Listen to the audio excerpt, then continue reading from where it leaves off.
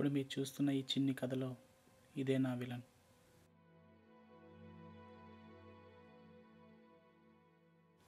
First time మా నాన్నకు తెలియకుండా దొంగతనంగా కాల్చాను.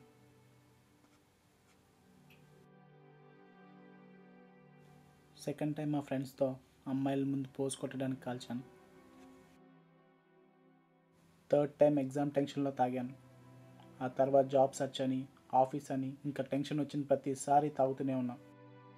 లైఫ్లో ఆనందంలోనూ దుఃఖంలోనూ ప్రతిసారి ఇది నాకు తోడుగా ఉంది. కానీ రేపటి నుంచి దీనికి దూరంగా ఉండాలనుకుంటున్నాను. దానికి కారణం నా లవ్. అది నా గర్ల్ ఫ్రెండ్ ప్రపోజ్ చేసిన రోజు. ఇందులో తొందర ఏంటి?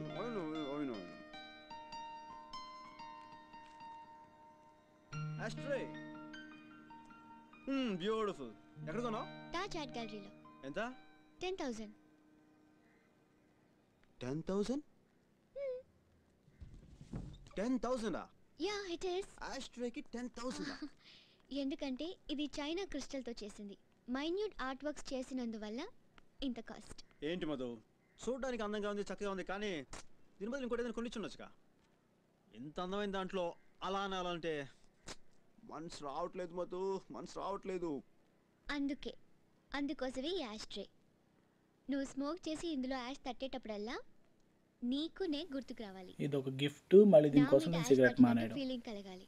సో నువ్వు స్మోక్ చేయకూడదు.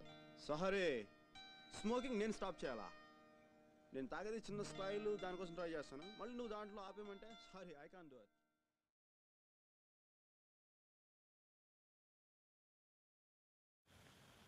మనకి మానేద్దామని ఎంత అనిపించినా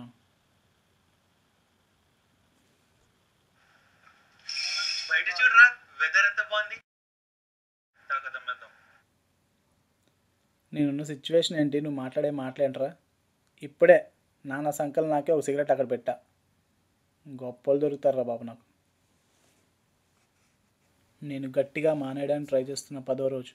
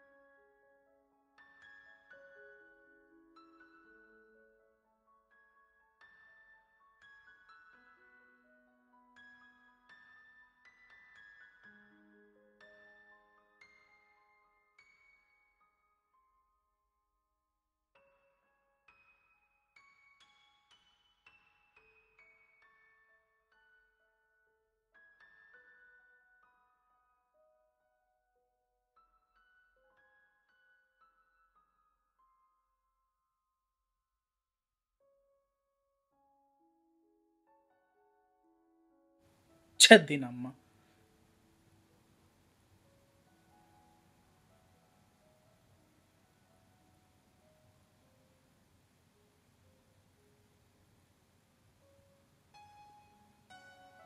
పది రోజులకే నరకం కనిపిస్తుంది. ఇంకా జీవితాంతం మానేయాలంటే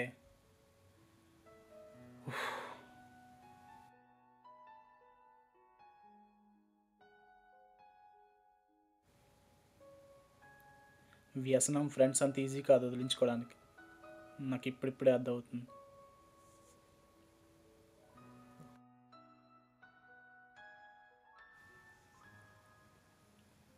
అప్పటి వరకు మానేద్దామని ట్రై చేస్తున్న నాకు అసలు ఎందుకు మానేయాలనే ప్రశ్న వెంటాడుతుంది.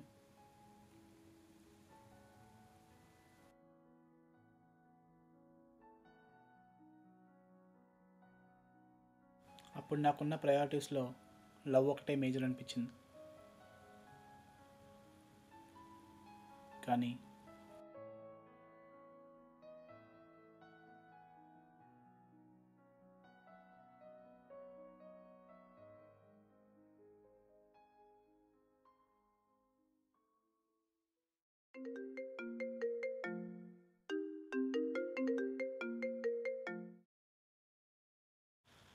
హలో చెప్పరా. అరే మామ, జీవాగడ్ చనిపోయాడు రా. ఎప్పుడు? అదంతా ఓ పెద్ద కదరా, నువ్వు తొందరగా రా.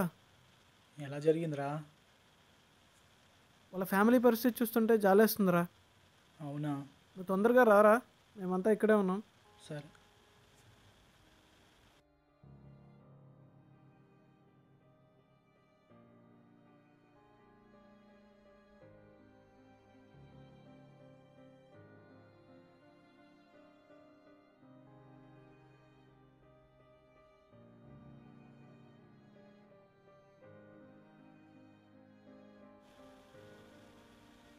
అప్పటి వరకు లవ్వే లైఫ్ అనుకున్న నాకు నా ఫ్యామిలీయే నాకు లైఫ్ అనిపించింది.